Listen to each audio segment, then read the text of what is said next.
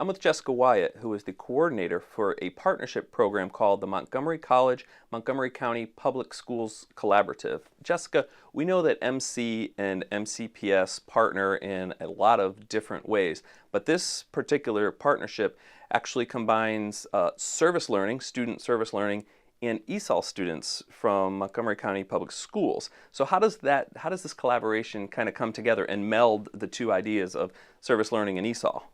Well, it kind of goes back to when the program started 6 years ago at Blair High School. Statistics were showing that students who were enrolled in ESOL were not getting their graduation done because of one simple thing: they weren't getting their required 75 service learning hours.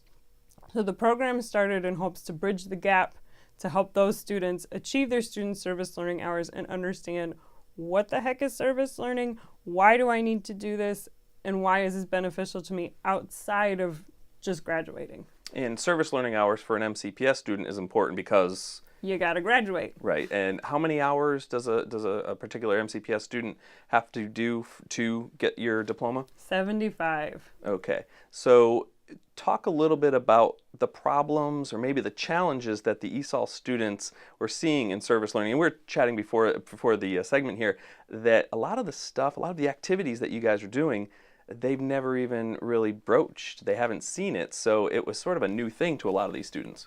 A lot of these students are coming from countries where service and community service that's part of the culture. Where now you're being told you have to justify what you're doing, you have to put a number on it, you have to write a paper about why you're doing it. Didn't make sense to a lot of the students coming from all these different cultures. And so what we're doing is trying to help these students really achieve and understand what's going on. So we're initiating programming out in the community to get them to understand where they live in Montgomery County. We're also doing programs within the classroom during lunchtime or after school that help students achieve those hours without having to go outside the school grounds. Because sometimes families are a little bit nervous about letting their kids run off and do things for other people without understanding why. What are some of the challenges that you are facing? I know it's a new program, and you're the coordinator of this partnership. What are some of the challenges? What were some of the goals, and how has it been received by some of the students?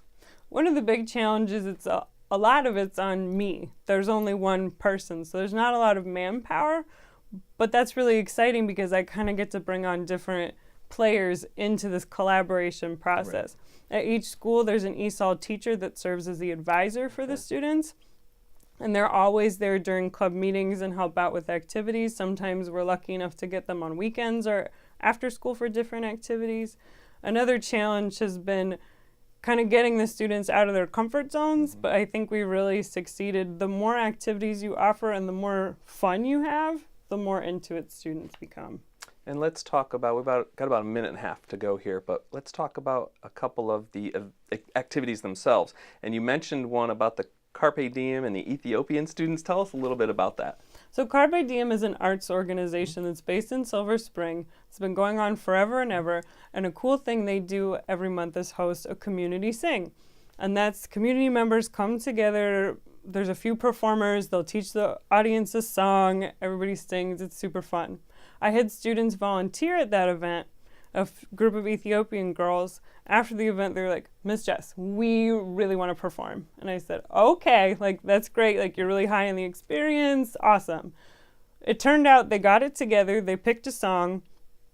They choreographed a performance, and they wanted to wear their local garb, and they wanted to teach this group of folks how to do the Ethiopian dance, and I can't really do it, but there was a lot of shoulder shaking, and the audience is primarily older folks. So it was really fun to see these girls just so empowered in doing the dance, and also they're engaging Americans in doing the dance, and so they're sharing their culture, but they're also getting the service learning hours out of it. And afterwards, we're going to reflect on it and write a paper. So, which is part of your achieving your service learning, you got to write about it, which is a great thing to really reflect. Fantastic. It sounds like it's not only needed to get your service learning hours, but it's a lot of fun and it's bringing a lot of different people together, which is cool because this is what we're talking about on this episode. It's MC getting into the community, and this sounds like a great partnership, and it sounds like it's really working. But I want to thank you, Jessica. For Campus Conversations, I'm Marcus Rosano.